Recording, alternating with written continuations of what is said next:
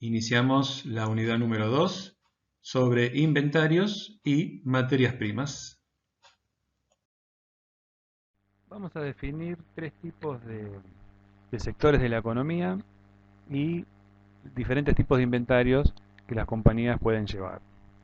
Dentro de los sectores que vamos a definir en la economía, tenemos el sector de manufactura, el de comercio y el de servicios.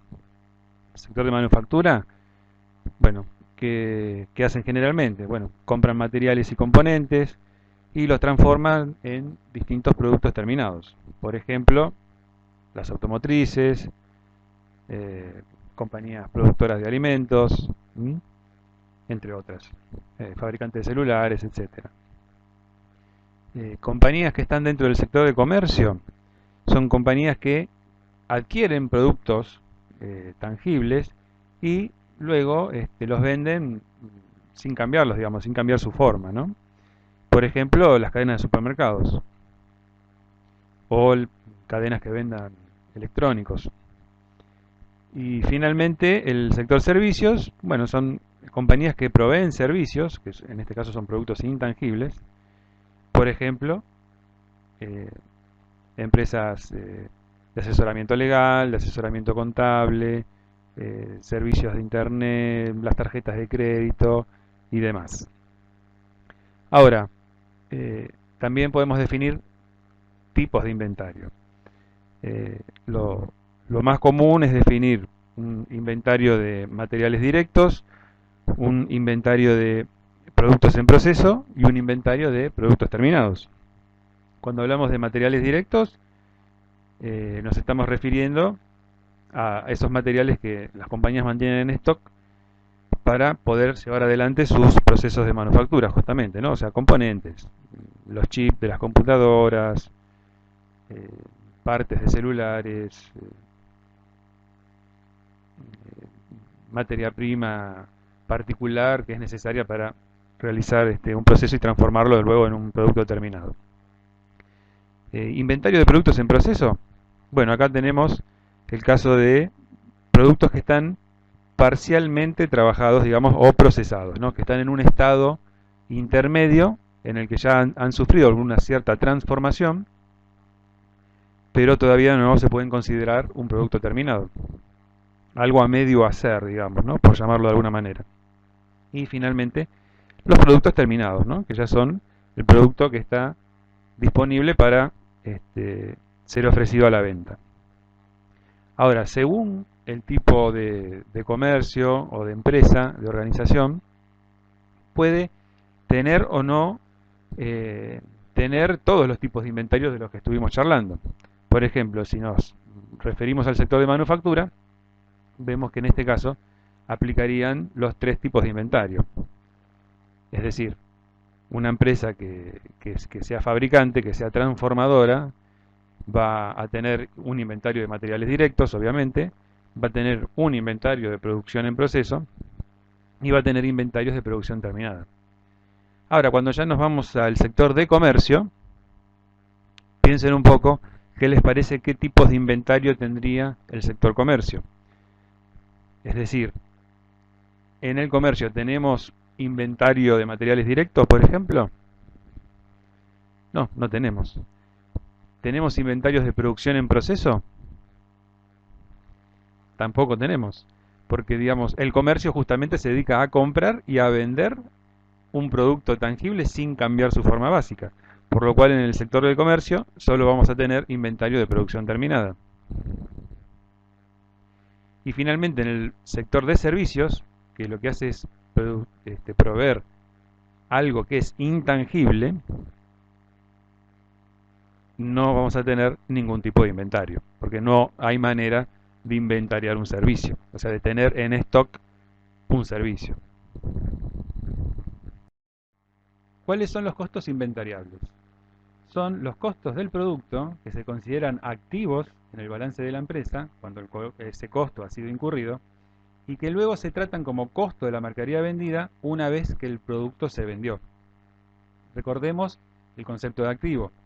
Es un bien, un derecho, un recurso que es capaz de generar beneficios.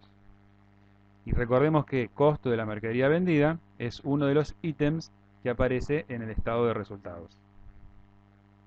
Para una empresa de manufactura, todos los costos de fabricación son costos inventariables. Es decir, son costos que se pueden inventariar. Por eso se llaman inventariables, justamente. Primero se van a acumular como activos de producción en proceso y luego se van a acumular como activos de mercadería terminada. Pero bueno, son todos inventarios, ¿no? Como habíamos visto en la diapositiva anterior. Inventario de producción en proceso, inventario de productos terminados. En el caso de una firma que sea comercial, aquí que vamos, ¿cómo funcionan los costos inventariables? Bueno, serían los costos de esos productos que la firma compró para revender. Y en el caso de que no hubiera productos tangibles, o sea, en ausencia de productos tangibles, por ejemplo, el sector de servicios, no vamos a tener costos inventariables en este caso. Hablamos ahora de costos del periodo, diferenciándolos de lo que eran costos inventariables.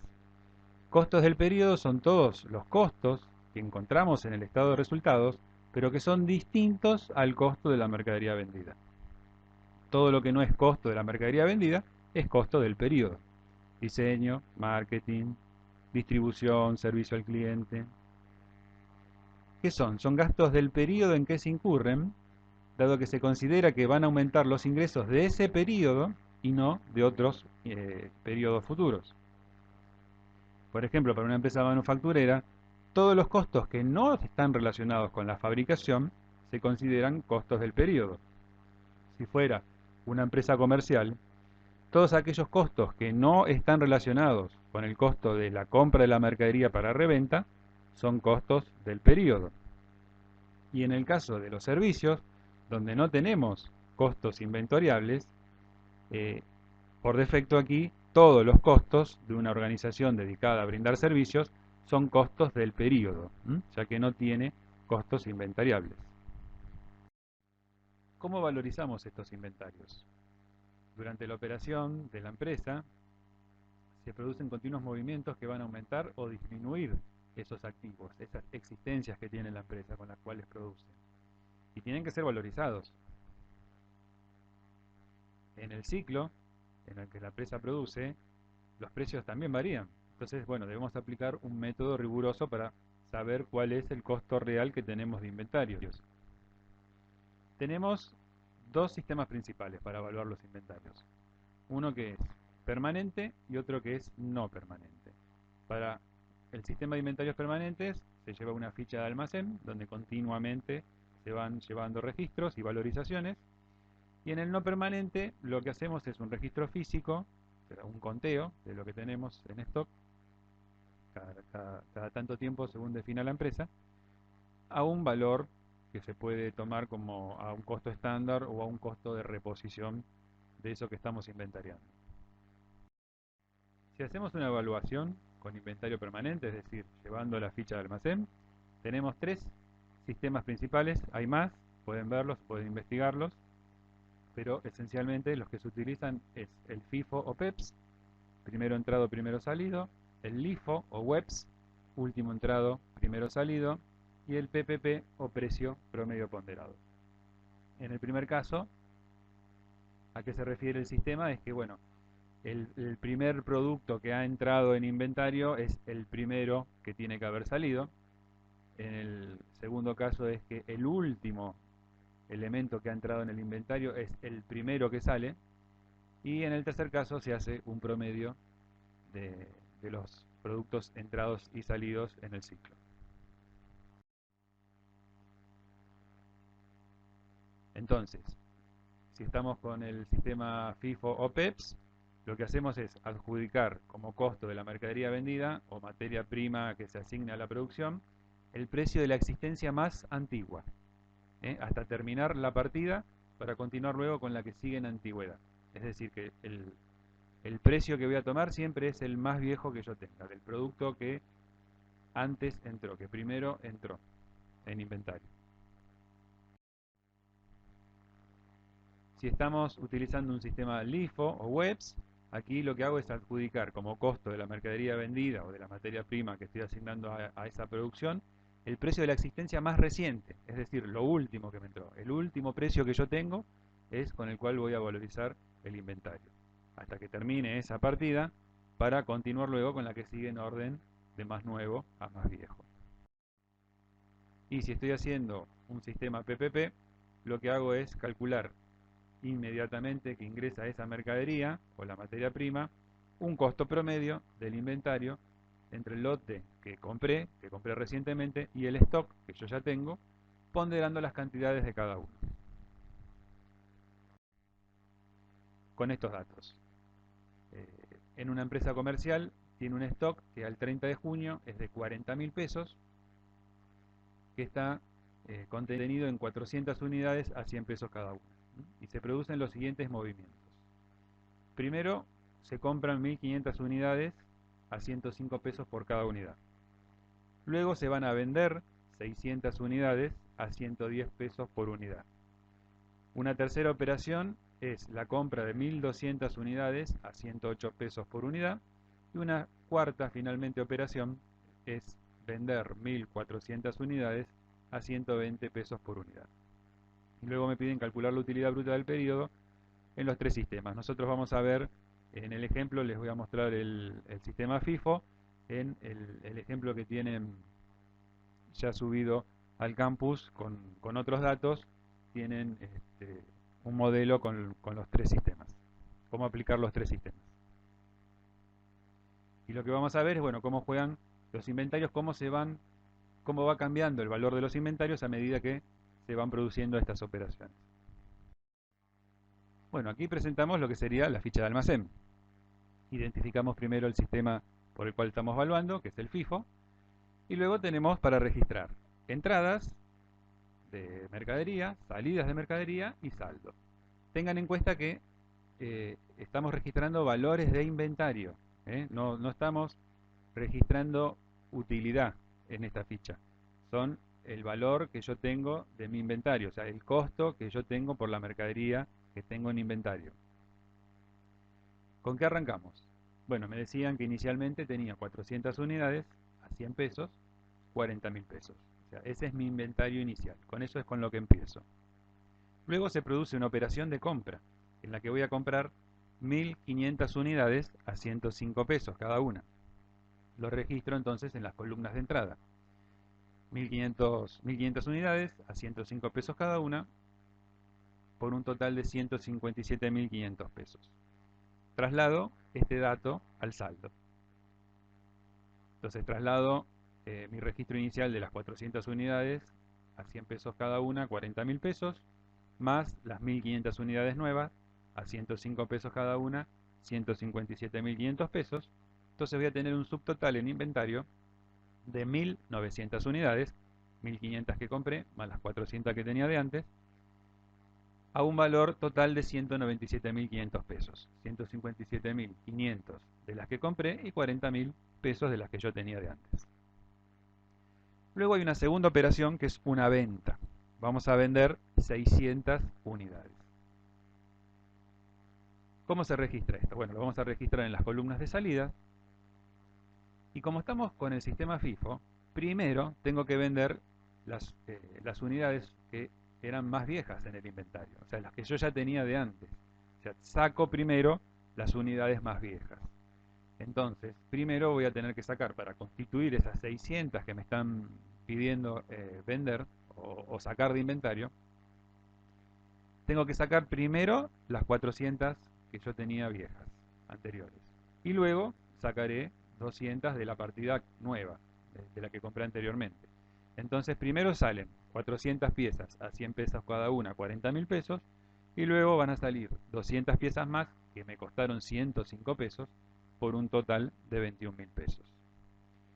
Ahí tengo las 600 piezas que están saliendo de inventario. El costo de esas 600 piezas es de 61.000 pesos, es decir, 21.000 pesos corresponden al valor de 105 pesos por unidad de las 200 más nuevas, y 40.000 pesos corresponden a un valor de 100 pesos por unidad de las 400 piezas más antiguas.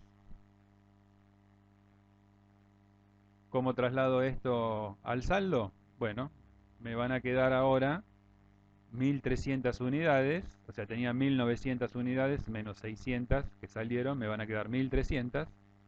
Y esas 1300 unidades son todas del último valor, o sea, de la última compra, que eran a 105 pesos. Por lo cual mi inventario en este momento es de 1300 unidades a un valor de 105 pesos por unidad, por un total de 136.500 pesos. Viene una tercera operación, que es una compra. Voy a comprar 1200 unidades a 108 pesos cada una, total 129.600 pesos. ¿Cómo traslado esto al saldo? Bueno, las 1300 unidades a 105, 136.500, más las 1200 unidades a 108, 129.600, sumo 1200 más 1300, 2500 unidades, 129.600 pesos, más 136.500 pesos, 266.100 pesos. Ese es mi inventario en este momento.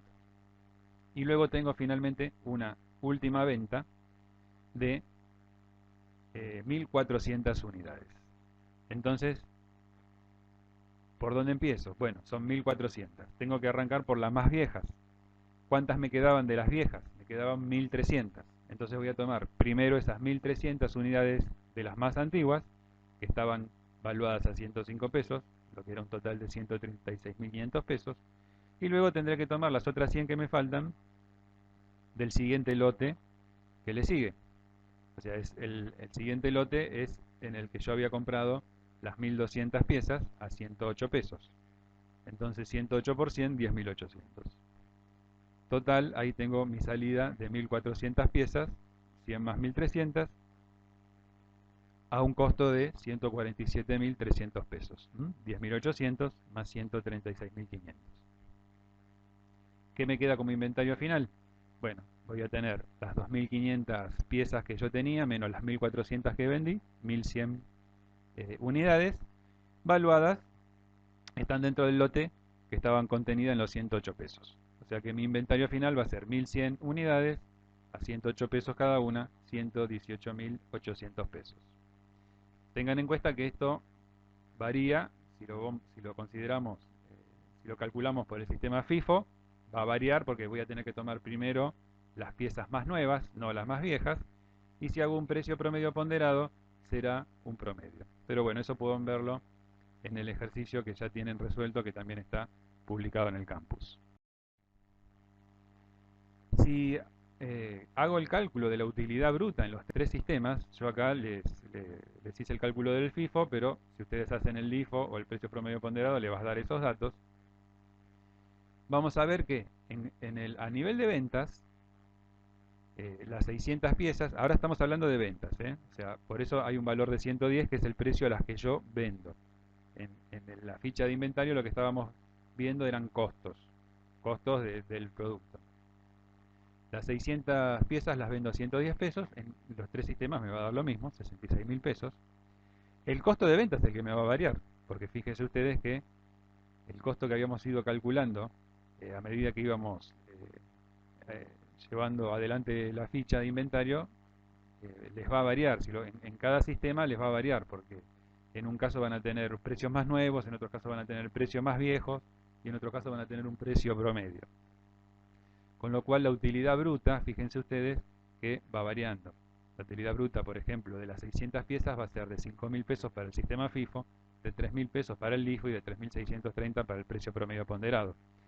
Haciendo todo el desarrollo, fíjense que la utilidad bruta final del periodo, o sea, de hacer las 4 operaciones de compra y venta, me van a dar 25.700 pesos para el FIFO, 20.400 para el LIFO, 23.384 para el precio promedio ponderado. Es decir, que si utilizo un sistema FIFO, las utilidades van a ser siempre mayores. Si utilizo un sistema LIFO, las utilidades van a ser siempre menores. Y si utilizo un precio promedio ponderado, bueno, va a ser un promedio justamente entre ambos sistemas. Tengamos en cuenta que, digamos, internamente la empresa puede utilizar cualquier sistema que quiera llevar adelante, pero la FIP solo, digamos, las reglamentaciones contables solo nos permiten presentar balances hacia el exterior, digamos, para presentarle a los bancos o inversionistas y demás accionistas con el sistema FIFO. Por eso, ahora si comparamos los métodos, en el sistema FIFO, el stock está evaluado a valores más recientes. O sea, el stock siempre va a estar a los últimos valores. Mientras que lo que yo estoy sacando del stock son salidas deprimidas, es decir, a valores mucho menores. Costos más lejanos, ¿no? Por eso es que me da mayor utilidad. En un sistema LIFO, el stock va a estar valuado a esos valores más antiguos y las salidas son las que van a estar más actualizadas, a precios últimos, costos más recientes. Por eso la utilidad va a ser menor. Y en el caso de utilizar un precio promedio ponderado, bueno, el cálculo es más simple y va a ser justamente un valor intermedio entre los dos sistemas. Si analizamos ahora lo que sería el flujo de costos, como para tener los valores de inventario no permanentes, nos tenemos que apoyar en ecuaciones. La ecuación general es de esta forma, es decir, las entradas más los inventarios iniciales deben ser siempre iguales a los inventarios finales más las salidas.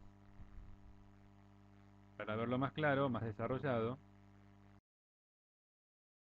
el estado de costos, ¿cómo inicia? Inicia con un inventario inicial de materiales directos, al que le voy a comprar otros materiales para el ejercicio. Al restarle el inventario final de materiales directos, me va a dar la cantidad valuada, la evaluación de los materiales directos consumidos. A esto le sumo la mano de obra directa, le sumo los costos indirectos de fabricación, me va a dar el costo de la producción procesada. Le sumamos el inventario inicial de productos en proceso, le restamos el inventario final de productos en proceso y vamos a obtener el costo de la producción terminada. Y si a esto le sumamos el inventario inicial de productos terminados y le restamos el inventario final de productos terminados, vamos a obtener el costo de la mercadería vendida. Es decir, el estado de costos nos va a suministrar información respecto al costo de producción de una empresa industrial donde no llevamos inventarios permanentes.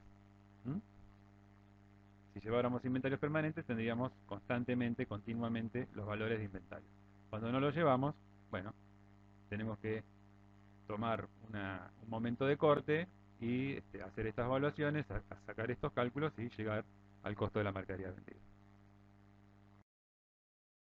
Si vemos las mismas ecuaciones como un proceso, tenemos que las compras de materias primas más el inventario inicial de materias primas menos el inventario final de materias primas nos va a dar la materia prima consumida.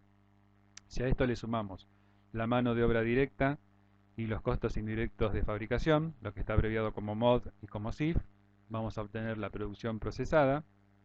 Si a esta le sumamos el inventario inicial de producción en proceso y le restamos el inventario final de producción en proceso, tendremos la producción terminada, a la cual si le sumamos el inventario inicial de producción terminada menos el inventario final de producción terminada, nos va a dar el costo de la mercadería vendida.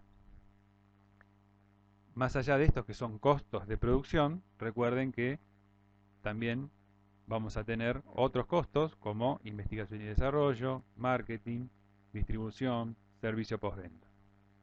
Y recordemos lo que eran costos inventariables y costos del periodo. Bueno, todo lo que tenemos hasta el costo de la mercadería vendida va a ser un costo inventariable. Y lo que es posterior al costo de la mercadería vendida va a ser un costo del periodo. Es decir, hasta costo de la mercadería vendida, costos inventariables, costos del periodo, lo demás. Investigación y desarrollo, marketing, distribución, servicio postventa. De un ejercicio de estado de resultados y estado de costo, como construir el estado de resultados y el estado de costos a partir de la información de la que se dispone acá o la que se brinda. Va a estar el resuelto subido al campus y esto es en adición al modelo de TP resuelto que también tienen subido en el mismo campus. Ingresamos ahora particularmente al tema de las materias primas. Las materias primas las podemos dividir en materiales directos y materiales indirectos. Lo que está relacionado con los materiales directos, vamos a tener materias primas materiales en general, productos en proceso de elaboración, productos terminados que pueden ser finales para la venta o intermedios o semi-elaborados. Y los materiales indirectos de uso interno son aquellos que funcionan como auxiliares de la producción o de mantenimiento, y otros materiales directos que son de menor importancia, y entonces los consideramos indirectos. Si hablamos de materias primas, hablamos de gestión de stocks. ¿Por qué es necesario gestionar los stocks? Esto es para regular el flujo de entradas y salidas de las existencias. ¿Y qué sentido tiene esto de regular el flujo de entradas y salidas de las existencias? El tema es que los stocks no son baratos, o sea, son muy costosos. Entonces, tenemos que tratar de trabajar con una economía de stocks reducidos. Ahora bien, al mismo tiempo, tenemos que balancear esa economía de stocks reducidos, evitando que se produzcan rupturas de inventario. Se produce una ruptura de inventario cuando nos quedamos sin stock de alguna pieza en particular, y eso hace que se inmovilice la producción, porque al no tener esa pieza se detiene la producción. Entonces tenemos que tener cuidado también en esto, porque si esto sucediera puede resultar aún más costoso tener la planta parada que tener un exceso de stocks. Les voy a presentar tres tipos de stocks: el stock mínimo primario, el stock de seguridad primario y el stock de seguridad alternativo. Pero los invito a que lean el capítulo de materias primas y materiales del libro de Jiménez, donde aparecen algunos otros más que son también bien interesantes. Stock mínimo primario. Esto es la cantidad que debo tener en el depósito, en el almacén o en el tanque, la cantidad suficiente que me permita esperar un reaprovisionamiento de mi proveedor. Es decir, en el tiempo que mi proveedor va a tardar en volver a entregarme ese material, esa cantidad yo la tengo que mantener en stock para no quedarme sin él hasta que mi proveedor pueda entregarme nuevamente. ¿Cómo lo calculo? Bueno, ese stock mínimo primario va a ser igual a la cantidad requerida que se consume en un determinado tiempo por el plazo normal de entrega. Por ejemplo, si yo consumo 100 toneladas de acero por semana y mi proveedor, para entregarme esas 100 toneladas de acero, tiene un plazo normal de 60 días, yo necesito tener estoqueado por lo menos esos 60 días que me va a tardar el proveedor en volver a entregarme. Entonces ese stock mínimo primario va a ser las 100 toneladas que necesito por semana, por 8 semanas, que son los 60 días, 800 toneladas de acero. Quiere decir que yo necesito tener en mi stock por lo menos 800 toneladas de acero para que no se me produzca esa ruptura. Si lo graficamos, vemos que iniciamos con las 800 toneladas, fíjense en las ordenadas, voy a 800 toneladas, voy consumiendo, a lo largo de 8 semanas me lo estaría consumiendo todo. Quiere decir que cuando pasaron las 8 semanas, fíjense en el eje de las abscisas, estoy en cero, ya me consumí todo el stock. En ese momento, mi proveedor, pasadas las 8 semanas, me vuelve a reaprovisionar. Entonces me vuelve a saltar mi stock a 800 toneladas nuevamente. Y así se va repitiendo el ciclo. Llego a las 800, voy consumiendo durante 8 semanas, llego a cero, ahí instantáneamente mi proveedor me estaría reaprovisionando nuevamente con las 800 toneladas que yo necesito. Vemos que el tiempo de aprovisionamiento, ese T sub A, es el de 8 semanas. Y el punto de pedido sería cuando yo llego a un nivel de 800 toneladas. El PP es el punto de pedido. ¿Cuándo voy a pedir? Cuando estoy en 800 toneladas, porque yo sé que durante 60 días mi proveedor no me va a entregar y tengo que estar cubierto esos 60 días con la producción mínima que yo necesito, que son las 800 toneladas.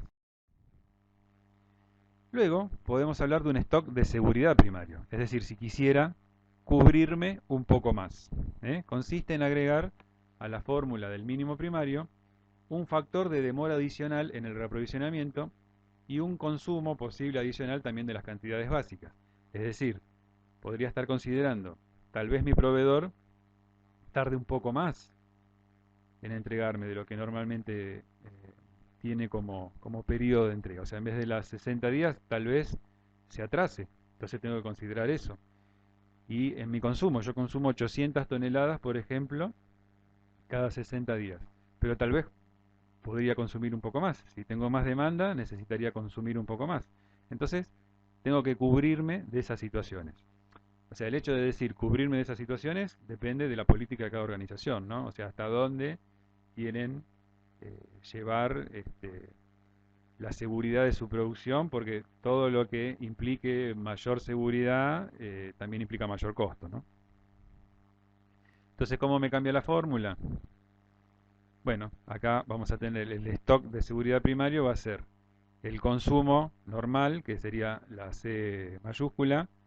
A esa le voy a sumar un consumo adicional del periodo, la C minúscula, y esto lo voy a multiplicar por la D mayúscula, que es el periodo de reaprovisionamiento normal, al que le sumo una D minúscula, que es la demora adicional del periodo. Si ahora supongo que va a haber un sobreconsumo, entonces en vez de 100 toneladas estaría necesitando 110 toneladas, y el tiempo de entrega del proveedor pasa de 60 días a 70 días, el stock de seguridad primario va a ser 110 toneladas por 10 semanas, los 70 días, y me va a dar una necesidad de stock de 1110 toneladas de acero en vez de las 800 toneladas. Lo vemos gráficamente. En la primera situación estamos en la situación anterior, donde en ordenadas arranco con 800 toneladas, voy consumiendo, van transcurriendo las 8 semanas, llego a cero, el proveedor me entrega, salto nuevamente a un nivel de stock de 800 toneladas y vuelvo a consumir. Pero en este caso, si lo observamos, se me está produciendo una ruptura de stock, es decir, a las 8 semanas me quedo sin stock. Esto es lo que quiero evitar. Podría suceder en este caso porque el proveedor me tarda 2 semanas más en poder proveerme. Entonces, para no enfrentar esta situación de ruptura de stock, es que me estaría manejando con un stock de seguridad primario. Ahí vemos que en la semana 16 se me produce la ruptura, porque el proveedor no me entrega a las 8 semanas, y entonces el tiempo de adquisición se me extiende a 10 semanas.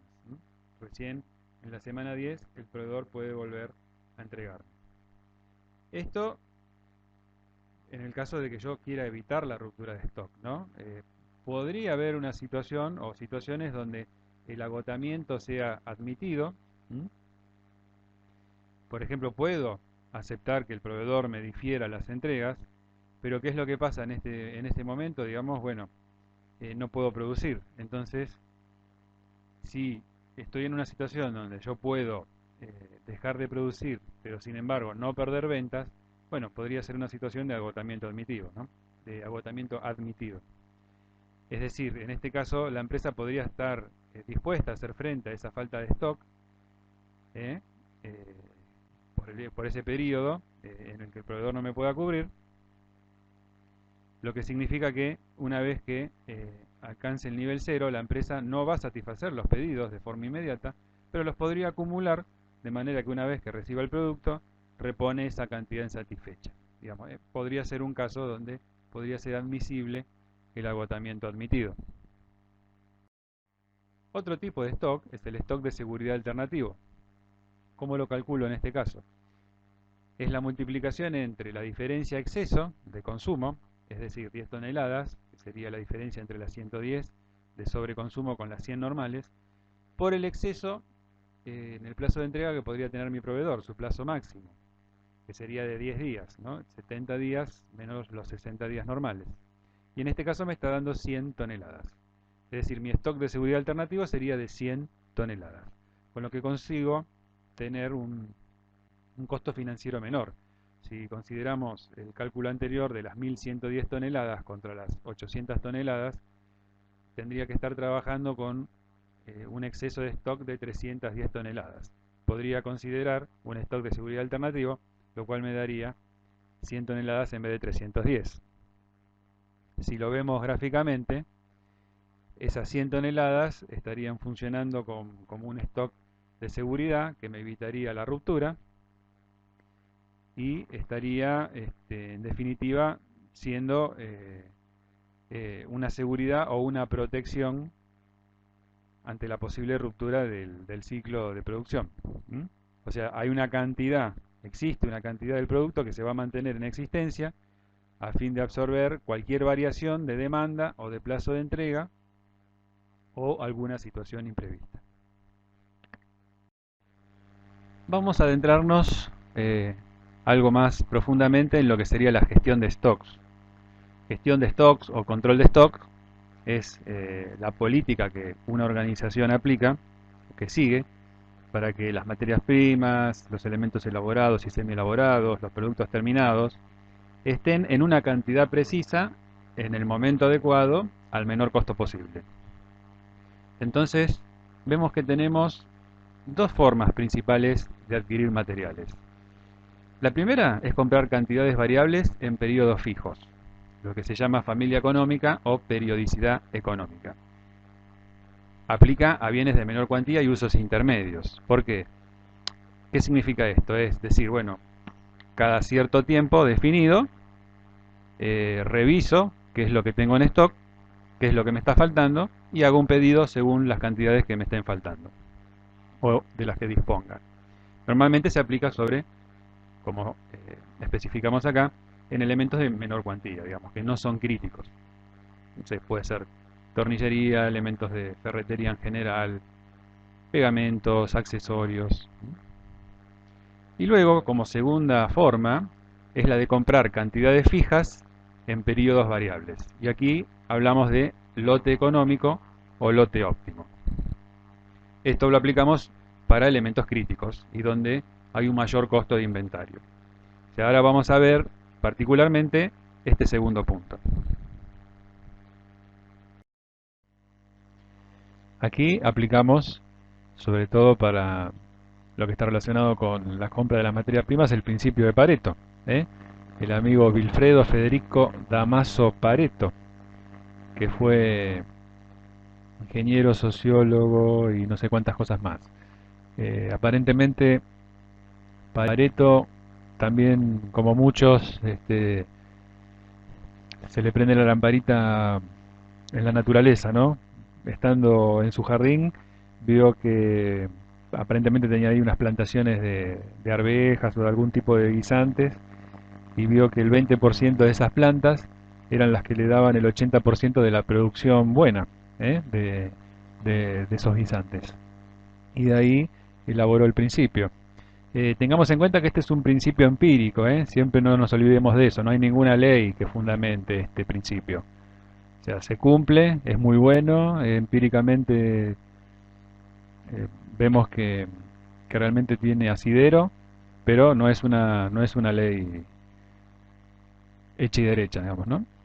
Bueno, principio de Pareto en general lo conocemos, pero bueno, lo recordamos. Genera una relación entre entradas y salidas que no son equivalentes, o sea, en realidad observa que la relación entre las entradas y las salidas no son equivalentes. ¿Qué ventajas tiene? Se puede aplicar en incrementos de productividad, en incrementos de rentabilidad, para mejorar la satisfacción del cliente. Desventajas: se enfoca en el pasado y no es cualitativo. Y como decíamos antes, es algo empírico, no es una ley. 80-20 también lo llamamos la ley, el principio del 80-20, porque el 80% de los resultados provienen del 20% de las acciones.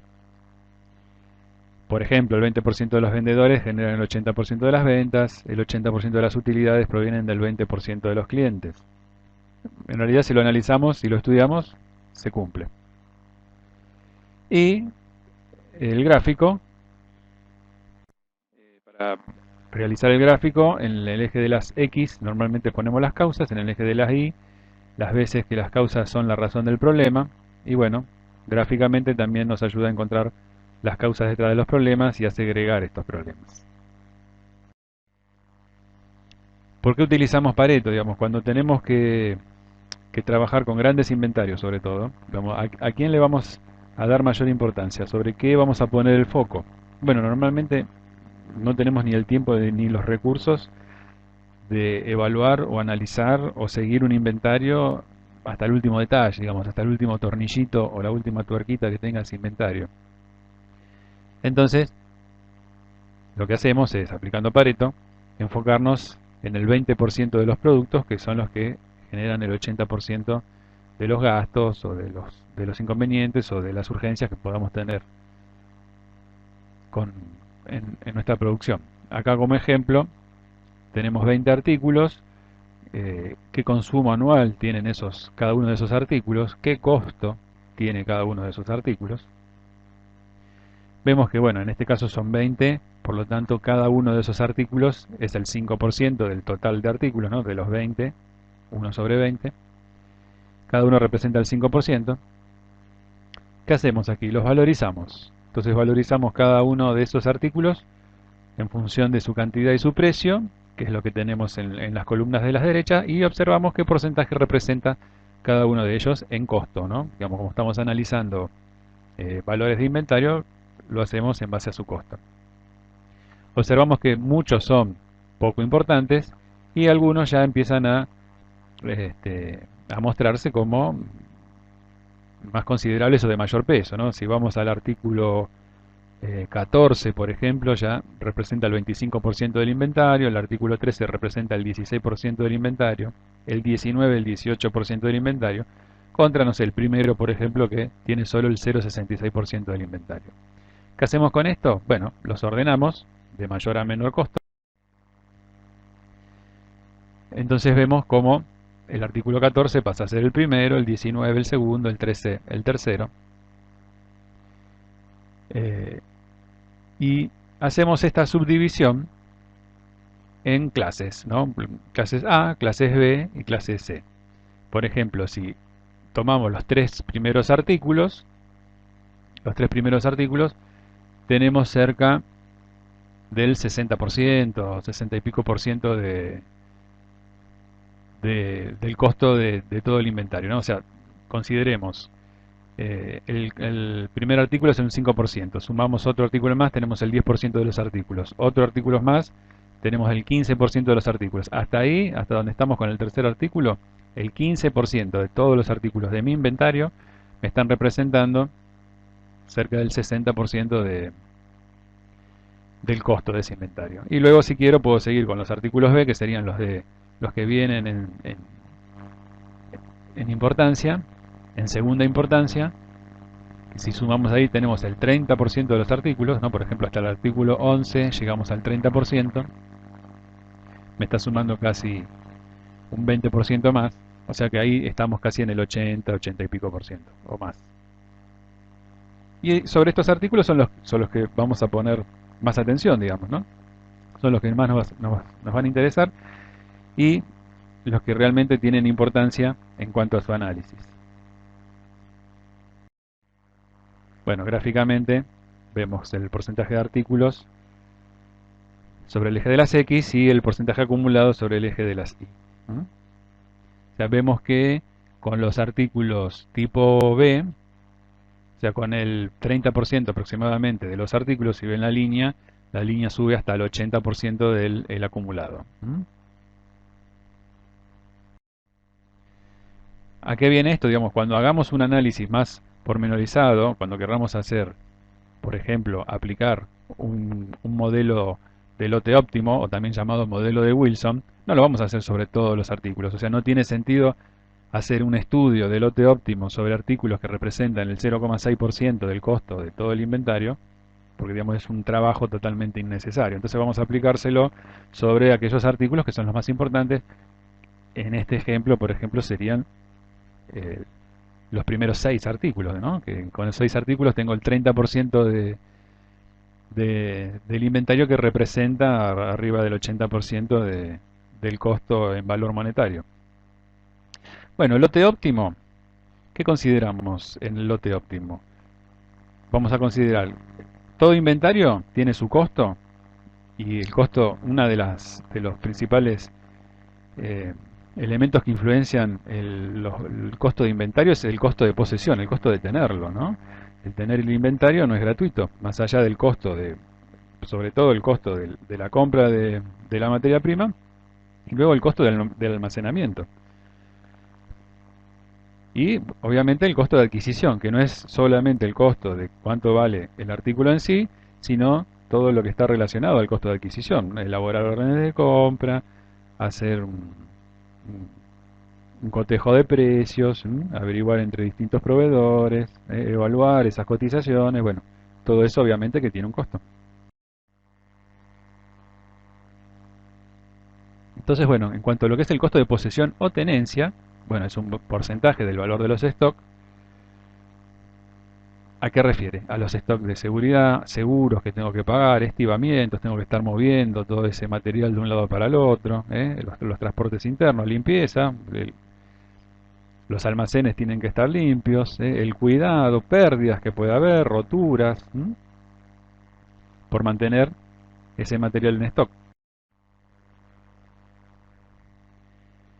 El costo de posesión, bueno, lo podemos representar con esta fórmula. Digamos, no vamos a entrar en detalles eh, de los orígenes de la fórmula, pero bueno, sale, se entiende perfectamente, donde el costo de posesión está relacionado con una tasa de riesgo, se define una tasa de riesgo por inmovilización, lo calculo sobre una media del lote óptimo, ese Q sobre 2, o sea, considero lo que tendría, digamos, a lo largo del ciclo o del periodo que estoy analizando. Normalmente se analiza un año, pero el ciclo, bueno, se define según el caso, siempre teniendo en cuenta a ese ciclo, a ese periodo.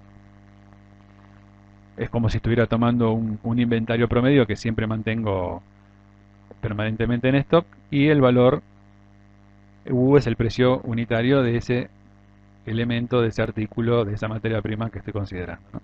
Esto nos da el costo de posesión.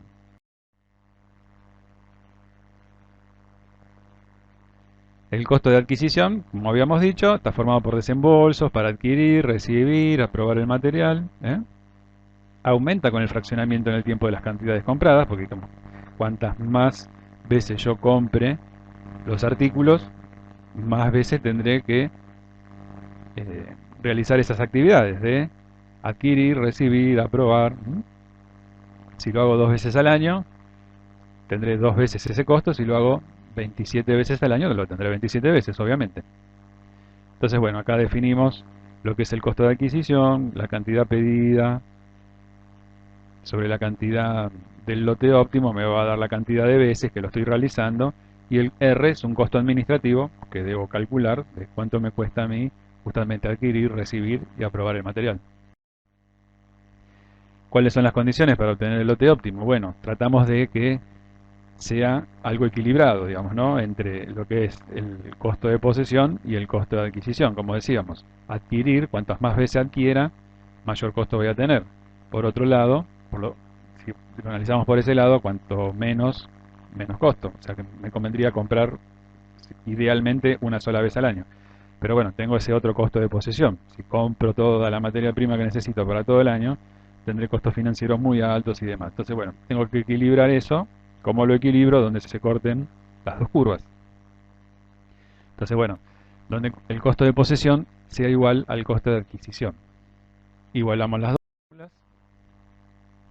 De acá despejo mi Q, que sería el lote óptimo. Y esto es lo que me va a dar la cantidad a pedir. Si lo representamos gráficamente, el costo de adquisición y el costo de posesión, vemos en principio que el costo de adquisición va disminuyendo al aumentar el tamaño del lote que se adquiere cada vez. Mientras que por el contrario, el costo de posesión aumenta en proporción directa a los lotes que uno va comprando.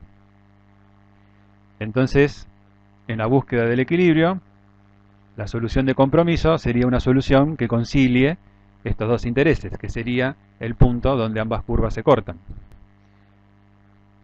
En ese punto es donde vamos a obtener gráficamente el lote óptimo. Por ejemplo, un fabricante de electrodomésticos consume en un periodo una cantidad de chapa de 30.000 kilos. El precio de compra es de 9 pesos por kilo, el de la chapa, teniendo un costo administrativo operativo de 400 pesos. Este sería el costo de adquirir. Y una tasa de riesgo o de oportunidad del 20%. Me piden calcular el lote óptimo y el número de pedidos anuales. Estos ejercicios son muy sencillos, es simplemente reemplazar los valores en la ecuación. Lo que puede resultar a veces más complejo es determinar de los datos cuáles son las variables, digamos, ¿no? Repetimos el enunciado y bueno, empezamos a definir las variables. Los 30.000 kilos que me dan ahí sería el consumo del ciclo, el consumo del periodo, el consumo anual, es la C. Luego tengo el precio de compra, el U, que me dicen que es de 9 pesos por kilo. El costo administrativo u operativo de adquirir es lo que definimos en la ecuación como R minúscula, de 400 pesos. Y la tasa de riesgo o de oportunidad por mantener ese stock en almacén, la T, es un 20%. Ahora simplemente tomamos la ecuación y reemplazamos los valores. Reemplazando los valores me va a dar que el lote óptimo de compra es de 3.652 kilos aproximadamente. Quiere decir que me va a convenir comprar cada vez 3.652 kilos para tener un equilibrio entre lo que es adquisición y posesión. Y si quiero averiguar ahora lo segundo que me preguntaban, que era cada cuántas veces voy a comprar, simplemente, si yo sé que mi lote óptimo, si cada vez voy a comprar 3.652 kilos y mi consumo anual es de 30.000 kilos, simplemente haciendo esa división de el consumo anual sobre mi lote óptimo, me va a dar la cantidad de veces que tengo que comprar en el año, que sería aproximadamente 8 veces. Damos fin entonces a la unidad número 2 sobre el tema de inventarios y materias primas.